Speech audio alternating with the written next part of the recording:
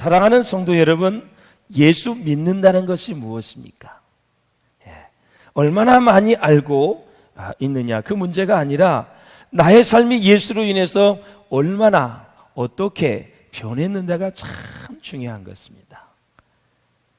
about, 예수에 관해서 아는 게 중요한 게 아니에요. 그가 어디서 태어났고, 그 어머니는 누구고, 공생애는 몇 년 했으며, 이런 거 모르는 사람이 누가 있어요? 예수에 관해서, 예수에 대해서 아는 것이 중요한 것이 아니라 알고 나서 그분을 인격적으로 만나서 변화되는 것이 중요하다라는 거죠. 여러분의 아내, 여러분의 남편, 부모, 자녀 같이 사는 사람은 저 사람이 어떤 사람인지 압니다. 왜? 같이 경험을 했기 때문에 그래요. 그런데 모르는 사람을 객관적으로 그 사람에 대해서 얘기할 때 우리가 실수할 때가 참 많이 있죠. 진짜 몇 년을 사귀어보고 몇 년을 또 겪어본 다음에 얘기하는 것과 피상적으로 그냥 옷깃만 스치면서 다니면서 그 사람을 안다고 이야기할 수는 없는 것입니다. 사랑하는 여러분, 본문은 이방인 고넬료가 베드로 사도를 만나는 사건입니다. 어떻게 복음이 이방인에게로 전달되는지를 보여주는 아주 중요한 만남이죠. 여러분 모두에게 이렇게 축복된 만남이 있으시기를 주의 이름으로 축원합니다. 계속해서 하나님이 주시는 좋은 만남을 이루어갈 수 있기를 다시 한번 주의 이름으로 축복합니다. 진짜 만남의 축복은 중요한 거예요. 정말 중요한 거예요. 잘못 만나서 한 번에 패가 망신하는 사람이 한두 명이 아니에요. 평생 눈물 주며 사는 사람이 한두 명이 아니에요. 여러분의 자녀를 위해서도 좋은 만남의 축복이 있기를 계속 기도하셔야 돼요. 본문을 보면 하나님이 고넬료를 소개하고 있습니다. 고넬료의 딱 한마디로 뭐랬냐면 하나님을 경외하는 사람이다. 이력서를 딱 하나님이 보시고 그렇게 결론을 내린 거예요. 하나님을 경외하는 사람이다. 고넬료는 이방인으로 로마 사람이죠. 그리고 직업 군인입니다. 사도행전 2장 10절에서 11절에 보면 로마로부터 온 나그네가 있었는데 그 가운데에는 유대인과 또 유대교에 입교한 사람들도 있었다. 이렇게 얘기를 합니다. 그래서 각 나라에서 예루살렘으로 모여들고 있었는데 그때가 언제였느냐? 마가의 다락방에 성령이 임재하는 오순절날 그때 다 이르게 되었어요. 오게 됐다라는 거죠. 120명이 성령을 받고 체험하자마자 밖으로 나가 복음을 전하게 됩니다. 방언으로 말하는데 다 알아듣는 것입니다. 예를 들어서 여러분들이 다 미국 사람인데 제가 한국말로 얘기해도 여러분들이 다 알아듣고, 여러분들이 말을 할 때 제가 한국 사람인데도 다 알아듣는 거예요. 언어의 소통이 일어나는 거예요. 창세기 11장에 나오는 인간이 교만하여 바벨탑을 쌓으려고 했을 때 하나님이 내린 징벌이 언어를 혼잡하게 했습니다. 못 알아듣게 해서 건축을 못하게 했습니다. 망치 올려 그러면 삽을 올리고, 나무 올려 그러면 백도를 올리고, 그래서 중단이 됐습니다. 언어를 혼잡하게 만들었어요. 이 모든 성령의 역사를 통해서 언어가 다시 소통이 되게 되죠. 자, 사랑하는 여러분, 이렇게 각 지역에서 역사했던 복음이 이제 사도행전 10장에 오게 되면 고넬료라는 사람을 통해 이방인들에게 전해지는 귀한 모습을 보게 됩니다. 저는 여러분 한 분 한 분이 세계를 복음화시키고 민족을 변화시키는데 존귀하게 쓰임 받으시기를 주의 이름으로 축원합니다. 복음을 위해서 쓰임 받으세요. 하나님 나라를 위해서 쓰임 받으세요. 교회를 위해서 쓰임 받을 수 있기를 바랍니다. 고넬료가 신앙생활하던 시기를 보면 기독교 역사에서 가장 핍박이 심했던 때입니다. 바로 황제는 누구냐? 네로였었어요. 네로. 교회를 핍박하고 크리스찬들을 무참히 죽이는 역사상 가장 악질적인 핍박자로 등장하는 그 네로 황제 때에, 네로 황제가 로마 아닙니까? 로마. 고넬료가 누구예요? 로마 사람이에요. 이 고넬료가 그러한 상황에서 하나님을 경외했다라는 거죠. 우리가 쉽게 얘기해서 일제의 지배를 받을 때 일제의 군인이 한국에 와서 예수 믿은 거하고 똑같은 거죠. 그들은 뭐 여러분 야스쿠니 신발 뭐 거기 숭배하고 그러잖아요. 당시에 그래서 유일신 하나님을 믿는다는 것은 쉽지 않았다. 왜? 그 지배 민족이 핍박을 하고 있었기 때문에, 예수 때문에, 예수님 때문에 핍박을 하고 있었는데 그 예수를 믿으니까, 하나님을 믿으니까 대단한 거죠. 고넬료는 정말 진실한 믿음의 사람이었습니다. 영국의 성직자의 저작가가 테일러라는 사람이 이런 말을 했습니다. 시작. 믿음은 모든 축복의 근원이다 그랬어요. 고넬료가 바로 믿음의 사람이었다. 히브리서 11장에 가보면 믿음으로 살았던 사람을 쫙 소개하고 있어요. 11장에도 저와 여러분이 들어갈 수 있기를 주의 이름으로 축원합니다. 거기 들어가셔야, 믿음의 전당에 들어가셔야 돼요. 자, 1절을 한번 같이 보실까요? 시작. 가이사라에 고넬료라 하는 사람이 있으니 이달리아라 푸데라 하는 군대의 백부장이라. 아멘.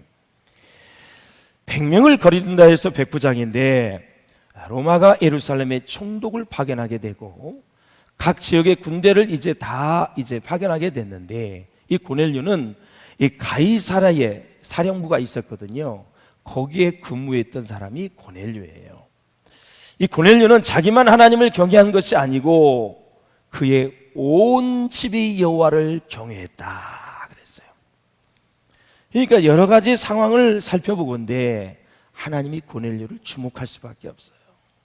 로마의 군대인데 유일신 하나님을 믿고 있어요.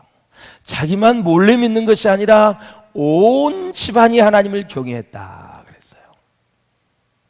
그런 복이 있으시기를 주의 이름으로 축원합니다. 예? 경건은 하나님 앞에서 올바른 태도입니다. 하나님 앞에서입니다. 지킬 것은 지키고 끊을 것은 끊는 것을 의미합니다. 그래서 경건 생활을 잘 유지하려면 유익하지 않는 것들을 끊어야 합니다. 사랑하는 여러분, 인간은 영적인 존재예요. 영원히 주님과 더불어 살아야 돼요. 하나님의 영이 우리 사람 가운데 있어요. 우리 한번 전도서 보실까요? 시작. 하나님이 모든 것을 지으시되 때를 따라 아름답게 하셨고 또 사람들에게 영혼을 사모하는 마음을 주셨느니라. 고넬료는 군인이었지만 진정한 신앙을 구현하며 살았습니다. 그리고 이 땅에서 행한 그의 신앙이 하늘에서도 알아줄 만큼 믿음의 삶을 살았습니다. 하나님이 알아줬습니다. 하나님이 인정해 주셨습니다. 왜? 고넬료의 기도와 구제가 하나님 앞에 상달됐다 그랬어요. 여러분, 기도가 상달됩니다. 하나님 앞에 접수가 된다는 거예요. 그리고 응답을 한다는 거예요. 여러분의 작은 구제가 하나님이 기억하신다는 거예요. 그게 다 예수님께 꽂은 거라 그랬어요. 그래서 예수님이 우리를 갚아주시는 거예요. 정말 가난한 자에게 냉수 한 그릇을 대접해도 하늘에서는 대접했기 때문에 예수님께 대접한 걸로 보고 예수님 우리에게 상급을 주시겠다 그랬어요. 다 도와주는 게 예수님께 한 거예요. 그 예수님 우리를 대갚아 주시겠다라는 거예요. 사랑하는 성도 여러분, 이 신약에 보면 백부장이 여러 명 등장하는데 어떤 백부장은 자기 하인이 중병에 걸렸습니다. 예수님을 찾아와서 말씀만 하시면 우리 하인이 나을 것이라고 얘기를 했어요. 군대의 조직을 보십시오. 부하에게 다 명령하는 거죠. 이번에 경찰 사건도 봤지요. 경찰과 군인은 나라의 치안을, 안전을, 국방을 지키는 거예요.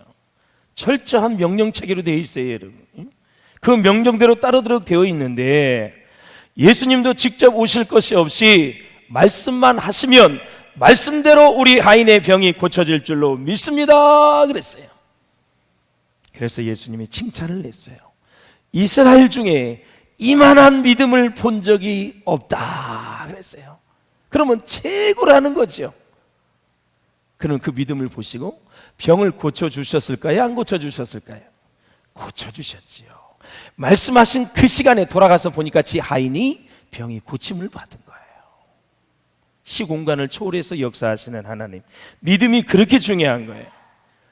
예수님이 골고다 언덕에서 십자가에서 돌아가실 때도 한 백부장이 이렇게 고백을 합니다. 저 사람이야말로 정말 하나님의 아들이었다라고 신앙 고백을 하는 거예요. 이 고넬료는 2절에 보면 한번 같이 읽어봐요. 2절 시작. 그가 경건하여 온 지방과 더불어 하나님을 경외하며 백성을 많이 구제하고 하나님께 항상 기도하더니 그랬습니다. 이 구절에 많은 은혜를 받았어요. 구제를 하는데 많이 했다 그랬어요. 가끔 다 돈 쓰고 나서 어떻게 이렇게 한 게 아니라 많이 했다는 것은 지속적으로 했다. 기도했다 그러는데 항상 기도했다. 오후 3시가 되면 어려울 때만, 환난을 당할 때만, 문제 있을 때만, 위급할 때만 기도한 것이 아니라 항상 기도했다. 응? 사랑하는 여러분, 참 이런 것을 우리가 배울 필요가 있어요. 로마 사람의 종교는 당시에 다 다신교였고 헬라의 종교도 다신교였습니다. 이 고넬료는 유일신 하나님을 믿었다는데 우리가 다시 한번 주목해야 됩니다.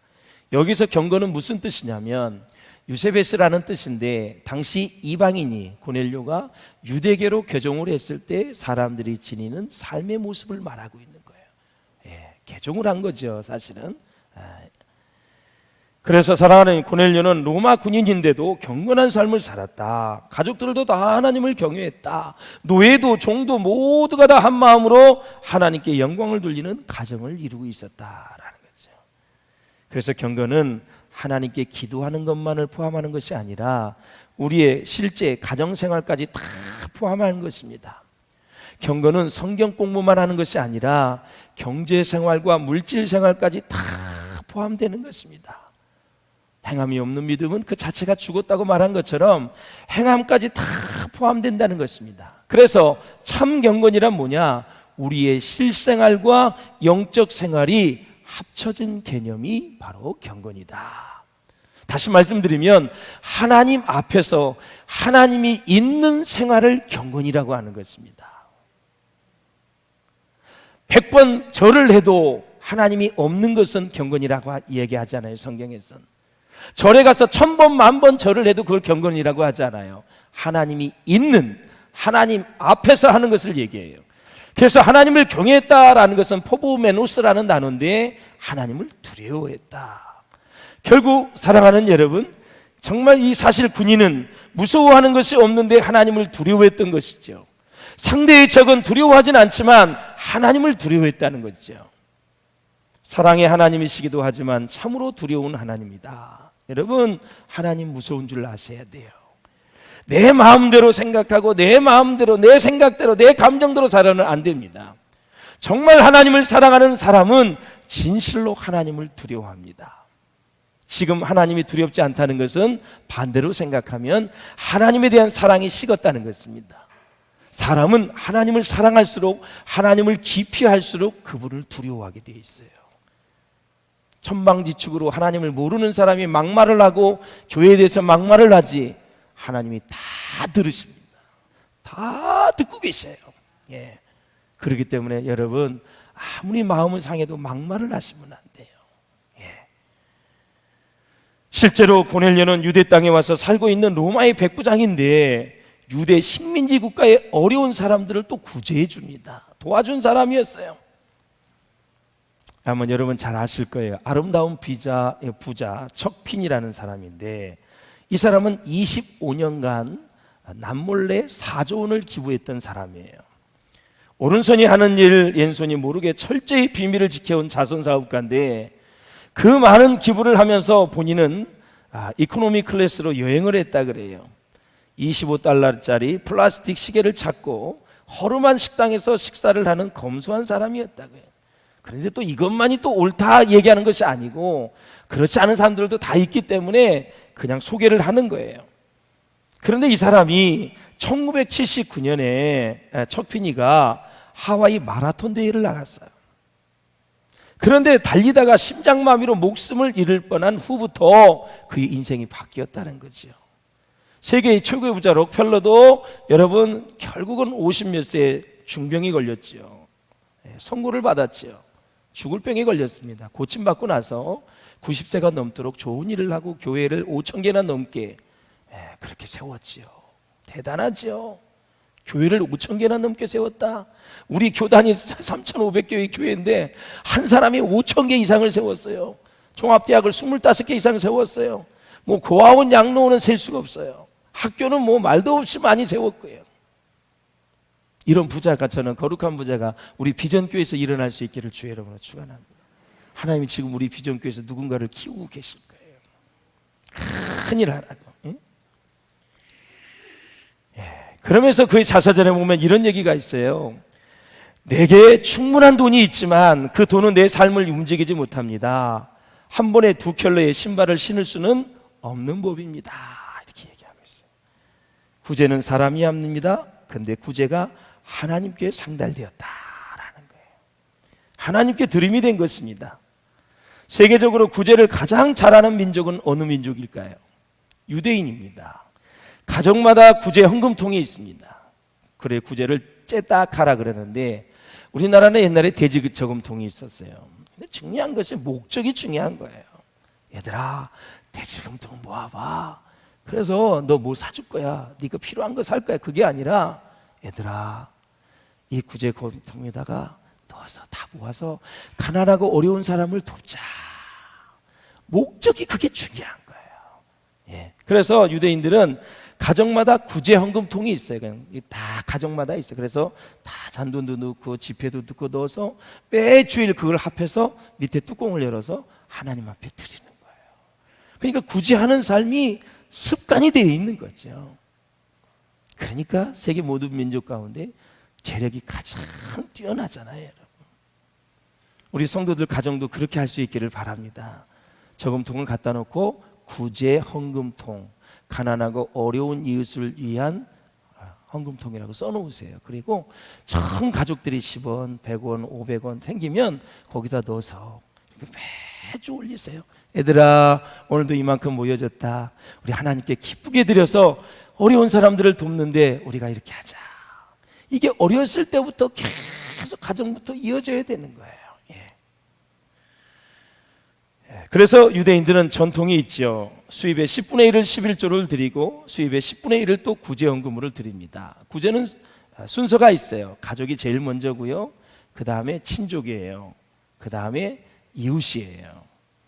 예를 들어 비전교회 어려운 사람과 고림동에 어려운 사람이 있다. 똑같이 그러면 비전교회 식구부터 해야 되는 거예요.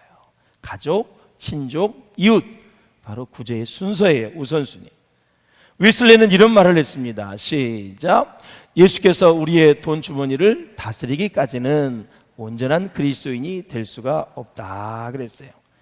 고넬료는 또한 기도하는 사람이었습니다.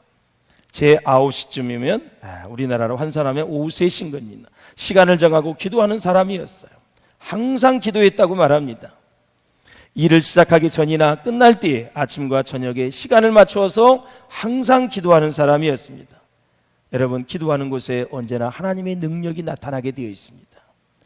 믿음의 사람은 하나님의 능력과 도우심을 힘입고 사는 사람입니다. 그러므로 사랑하는 여러분, 가정에 어려움이 있습니까? 생명 걸고 기도하십시오. 여러분, 자녀에게 근심되는 일이 있으십니까? 하나님께서 반드시 응답해 주실 것입니다. 여러분의 직장 그 사업에 어려움이 있으십니까? 신앙생활에 고민과 갈등이 있습니까? 문제 앞에 절망하지 마시고 하나님을 바라보시기를 바랍니다. 어떤 책에, 기도의 책에 보니까 그런 내용이 있어요. 고넬료를 보면서 모든 기도가 하나님 앞에 상달되는 것이 아니라 항상 기도하는 사람의 기도가 상달된다. 이렇게 나와요. 예. 이것은 무엇을 강조하기 위한 거예요?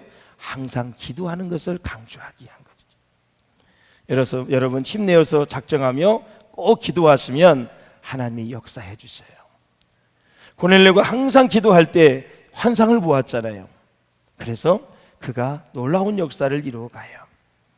미국의 자동차왕 헨리 포드를 잠깐 얘기를 하겠습니다. 그는 대기업을 이루어서 성공적인 사업가를 이제 세워지게 됐는데 이제 그 이후에 그는 자기 고향에 조그만 집 한 채를 지었습니다. 아주 작고 평범한 집이었습니다.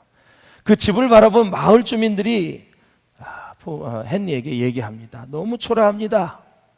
호화롭지 않더라도 생활에 불편하지는 않아야지요 라며 걱정을 했습니다.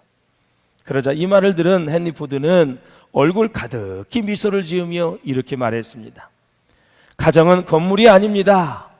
비록 작고 초라하지만 예수님의 사랑이 넘친다면 그것이야말로 가장 위대한 집입니다. 그랬어요. 여러분이 자동차로 유명한 디트로이트 미국에 가시면 꼭 한번 가보세요. 헨리 포드의 기념관이 있어요. 거기 가보시면 큰 글씨로 써져 있어요. 헨리 포드는 꿈을 꾸는 사람이었고 그의 아내는 기도하는 사람이었다. 그랬어요.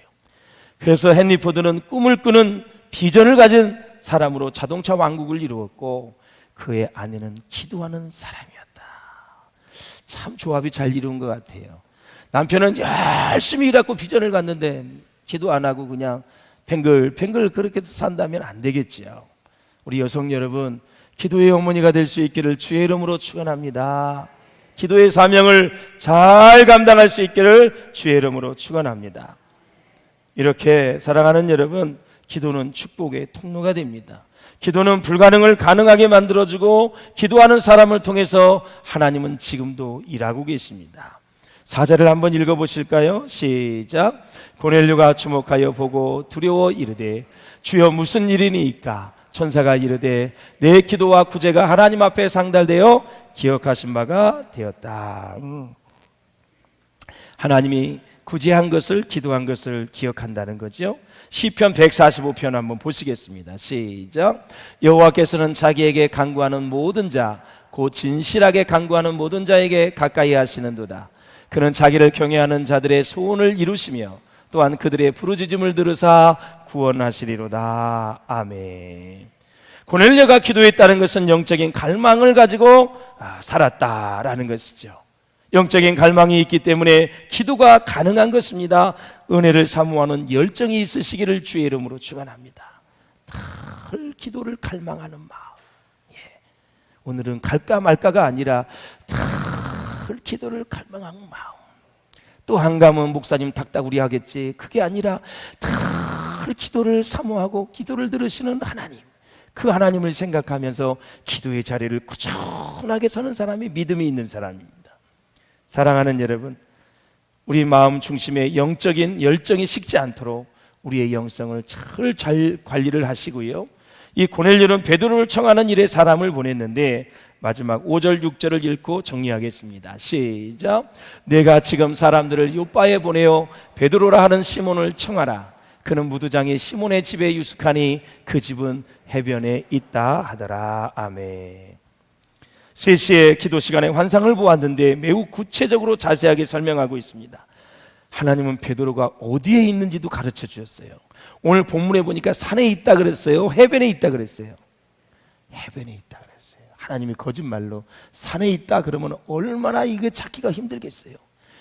어디에 있는 것까지 구체적으로 환상을 통해서 다 가르쳐 주신 거예요. 사울이 다메섹에서 부활하신 주님을 만날 때에도 아나니아를 미리 준비하셨습니다. 에디오피아 내시가 성경을 읽을 때에도 빌립을 준비하여 광야로 가서 전도하게 했습니다. 내가 복음을 전하려는 마음과 열정만 있다면 하나님은 그 마음을 보시고 구원받을 사람, 복음을 받을 만한 영혼을 미리미리 다 준비해 주신다라는 사실이에요. 하나님은 어떤 일을 하실 때 미리미리 사람을 준비시키고, 두 번째 재정을 모으시고, 세 번째 계획을 하셔서 이루시는 하나님이십니다. 그래서 하나님의 뜻이면 하나님은 반드시 이루시고 우리의 인생을 책임져 주시는 것입니다. 내 뜻을 가지고 하나님의 뜻이라고 하면 그것은 좀 매우 위험하고 곤란하겠지요. 사랑하는 여러분, 하나님의 일은 기도하는 사람을 시켜야 되고 하나님을 경외하는 사람에게 하나님의 일을 맡겨야 된다라는 거죠. 고넬료처럼 기도와 구제의 사람이 되시기를 바라고, 하나님을 사랑하면서 하나님을 두려워할 줄 아는, 그래서 모든 사람들에게 선을 행하는 우리 모든 성도들이 될 수 있기를 주의 이름으로 축원합니다.